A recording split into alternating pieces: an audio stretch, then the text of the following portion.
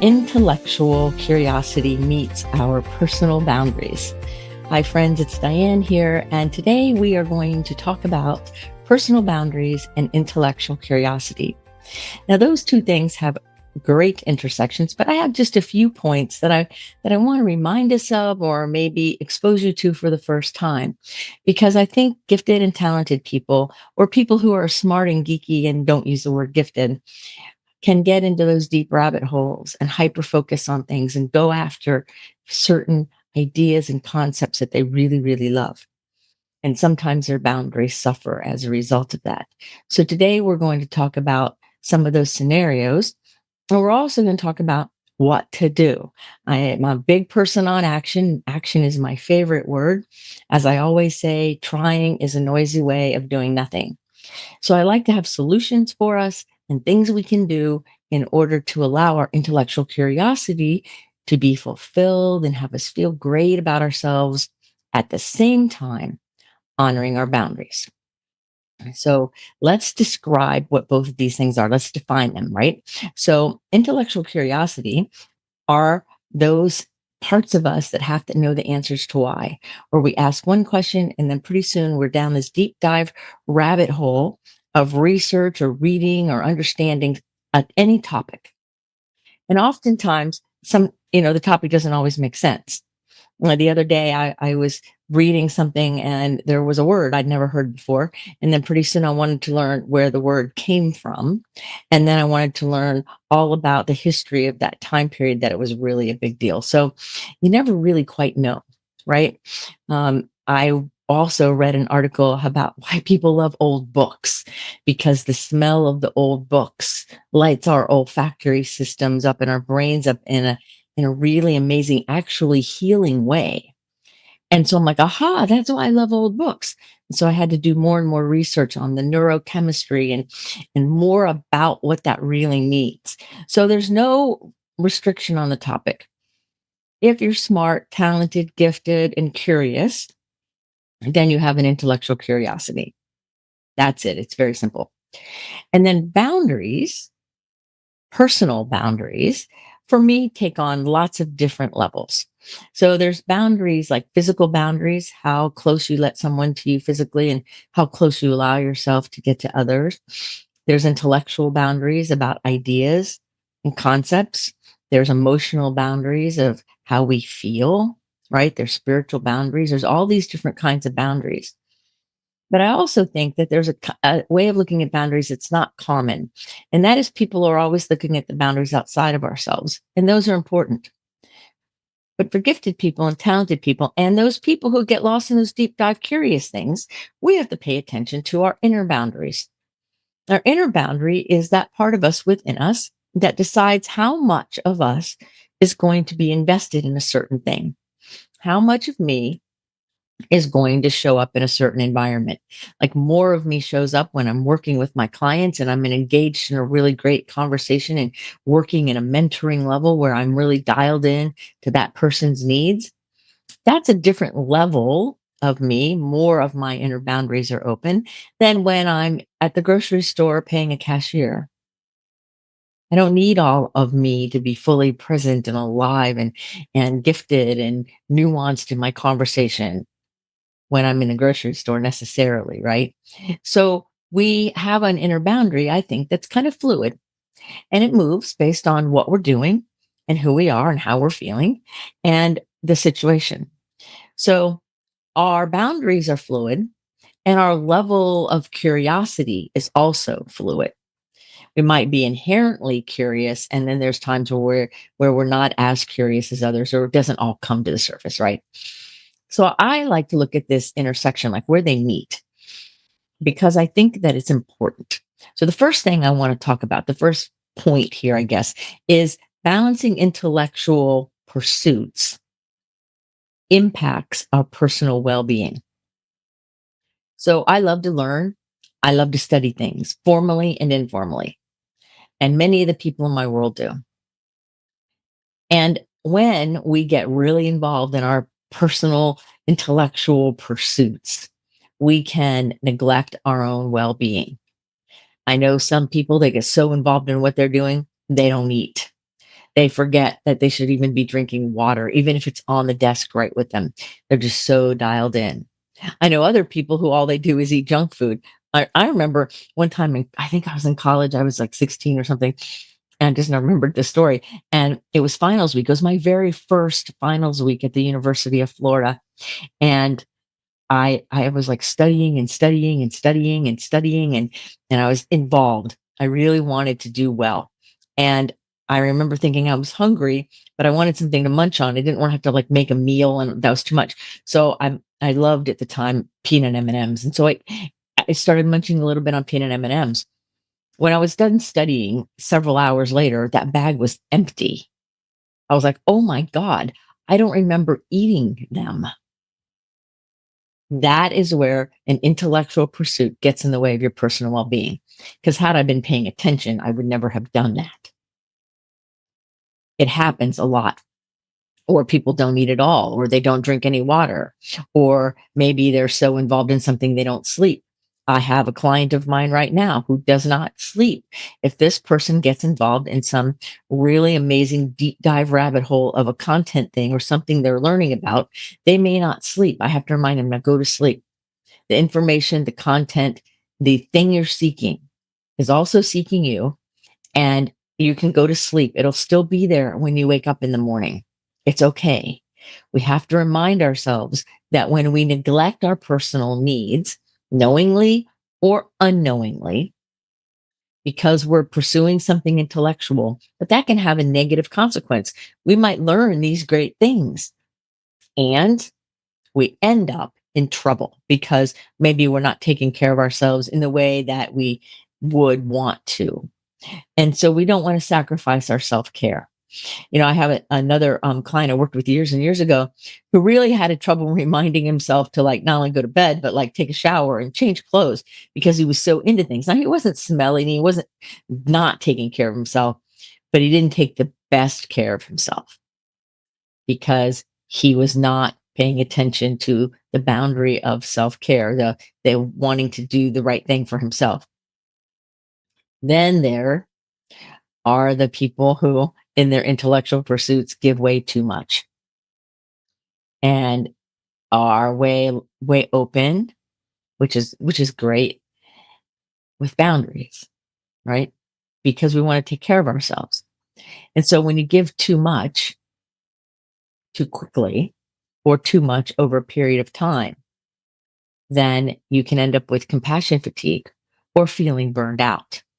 Now, it's really easy in the culture these days to feel compassion fatigue because there's so many things out there that we care about. There's so many things that matter that we have compassion for and we feel for, and that we're giving our energy to it. We're giving our vital life resource to it. And if we're not recharging ourselves somehow, we end up having compassion fatigue or being burned out. That's not the goal. So our personal boundaries and our personal well-being matter, that we can care and we have to give from our overflow. So I imagine all of us kind of plugged into our charge port, whether it's, a spiritual practice or meditation or yoga or sleep or whatever it is, then and we charge ourselves up. And so we're giving our compassion from our overflow. So for those of you who love banking kinds of analogies, we're keeping the principal and we're giving away the interest, but we're not touching the principal. We're keeping ourselves full and we're giving from the overflow. And that allows us to not necessarily burn out or have compassion fatigue. Another situation that gets in the way of our personal well-being sometimes is having an extraordinarily busy schedule and saying yes to everything, because the truth is we can do everything and we love everything and it's really fun to be involved and busy. But saying yes to too much and doing too many things and stacking it up leads to fatigue and overwhelm.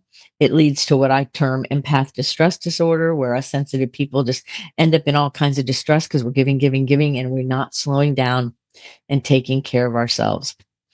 And that busy, hurried pace can create an addictive pattern in our thinking, in our neurology, and in our body. So it really matters that us intellectually curious people really pay attention. Pay attention to giving from our overflow versus um, kind of stealing from ourselves, really. That's what it is. Stealing the energy from ourselves, stealing our principles, stealing our vitality in order to be good. So our boundaries are important. So the question is, how much of you needs to show up in any certain situation? And when you are intentional about this and you pay attention and you're discerning about who you let into your space and on what levels, when all of those things are aligned, what happens is you are vital and alive, and you are a beneficial presence on the planet, and you feel great rather than tired or weary, right?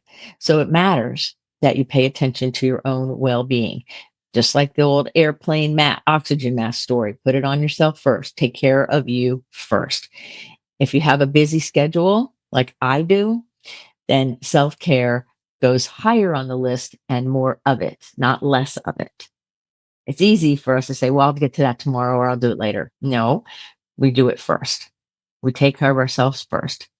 If we wait till we're burned out, it's not self care, that's recovery. Okay. So the second thing is to navigate our social interactions with really good boundaries. Because intellectually curious people, we like to talk about all kinds of wild stuff, right? And sometimes we bring up topics and we go deep diving into something in a conversation that was meant to be kind of superficial. I remember years ago, I was at the yacht club that I race boats in, and I had been not sailing for a little while due to situation beyond my control. And then I came back and was walking through the club, and all these people were like, "Diane, hi, I'm so glad to see you." Well, constantly one after the other, and they all kept saying, "How are you doing?" Now, my intellectual self wanted to answer everything that was going on, give them the litany of the story like I would my best friend. And then it occurred to me, that's not why they're saying, "How are you doing?" They're saying, "How are you doing?" like superficially, like, "Hey, how you doing?" So the only answer necessary was good or fine or okay or happy or whatever. And so those of us who have intellectual curiosity and are gifted, we could misread the cue in the social situation and think that that good friend of ours wants to hear the whole story. But they don't. They didn't. They just wanted to know I was okay and thanks, good, great, move on. Only a couple people really slowed down enough to want to know what was really happening. And that's not a bad thing. It's not like it's negative or I expected them to because I didn't. But it's that differentiation. People who are intellectually curious and gifted can miss the social cue and think that "how are you doing" is literal and I'm supposed to answer "how am I doing," rather than it's a social kind of nicety for most people.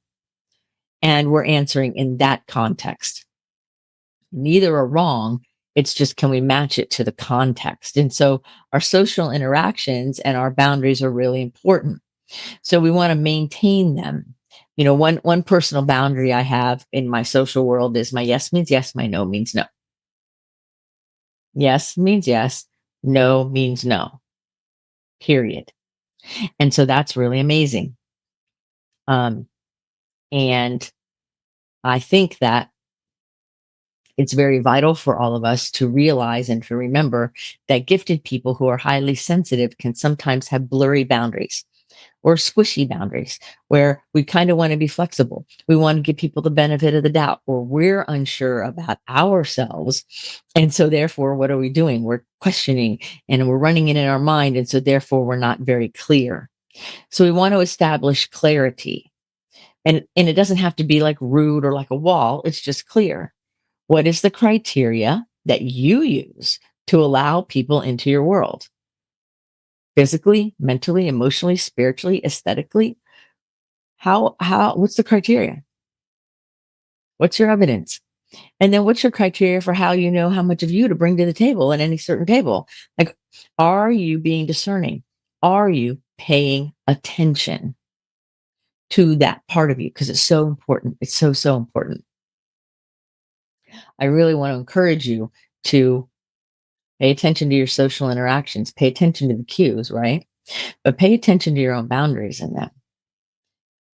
Pay attention to how much of you share and that you're comfortable with that.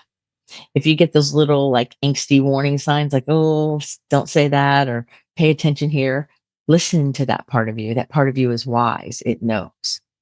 Pay attention. Often we experience some disjointedness sometimes. Gifted people, sometimes it's a little tricky. And if you're in a group where there's neurotypical people and there's gifted people, that can be a little interesting to navigate at times. So the more you know yourself and the more you pay attention to your inner and outer boundaries, the more successful and happy you will be in those situations. Now, another thing I want to talk about is your boundaries in personal contexts and professional contexts, because our boundaries and our intellectual capability isn't always the asset in some social situations. Sometimes it is, sometimes it's not, right? Sometimes we want to make sure that we're not navigating things, paying attention to things so that our curiosity does not overwhelm others. I know I've been in conversations before with people where, and I've been in parties and events before with people where somebody starts a conversation and then the gifted, curious person just goes off and starts talking about the topic over and over and over and long and in detail and down a rabbit hole and over here, because of course they've studied it and know about it. And the person who asked the question wasn't going anywhere near there. And so they kind of glaze over and they don't really know what to do with the conversation because this person went way too deep, too fast, without paying attention to how the listener was receiving what they were saying. So, one of the best ways to pay attention in these situations is observing and paying attention and checking in with who the listener is. So sometimes if I'm getting ready to get all excited about a certain topic and I feel myself kind of winding into it, right? If the other person's not also winding into it with me, I would ask them, and I know a lot of stuff and I can geek out about this. So how far do you want me to go? And then sometimes they go, oh, come on, bring it on. Okay. And other times they don't want you to bring it on. They're like, oh, this is enough. I learned what I needed. And in every case, when we ask and we are inquiring in a way that's non-judgmental of us or them, we have much better rapport and much better interactions. And so it's very important in these things. Now, gifted peace people also in the professional world, and I've done whole podcasts on the work world, and I have another one coming up, but it's easy to become the default word. It's easy to be the go-to person that other people want to talk to. So you can sometimes be a leader in that sense, even if that's not your title or position. And it can burn you out. And it can get to be too much sometimes where everyone is coming to you. In fact, I remember years ago, I used to say, what am I, the default word? Mine, it was Dianne, Dianne, Dianne, Dianne. And I'm like, I'm not the only one who knows things. And it's okay to not be in the middle of it all. But if you don't have clear boundaries and you say yes to all of it, or you feel the tug of all those demands, you're going to end up tired, weary, burned out, and maybe even resentful about something you at one point loved. And we don't want to go down that road, right? We want to be on the road where we're vital and alive and feeling fulfilled and feeling satisfied. That's what we want to do. I hope that this is helping. But intellectual curiosity is a hallmark of somebody who is gifted and talented, of somebody who has a thinking brain that likes to know things. And so we ask a lot of why questions. We want to know about things. It's inherent in us. So it's important that we use our personal boundaries and we're aware of them to establish and maintain healthy, balanced relationships with others, with ourselves, with our work, with our environment, so that we end up flourishing and allowing to emerge through us the beauty that's meant to emerge through us. So, friends, I hope that this episode has sparked some ideas, reminded you of some things, and at the very least, entertained you. Anyway, here at Someone Gets Me, I love to share great content and great ideas with you. So if you ever have any requests, please send me an email, put them in the comments below, and I'm happy to read the comment, respond, and I always record a show based on any request. So, in fact, I'm getting ready to do one based on a recent request, and I'm happy to do it because one thing that I love to do is listen to the people who are listening to me. That's part of the boundaries. That's part of the curiosity. So I thank you for listening. You can always make a call with me if you want to, but most importantly, make sure you're taking really good care of yourself and take care of your own well-being above everything else. So friends, put your face to the sun so the shadows fall behind you because you're a rock star. You're here on purpose with a mighty purpose. So go out there, set great boundaries, establish the vitality of your life, and know that until the next episode of Someone Gets Me, this is Dianne saying, be well.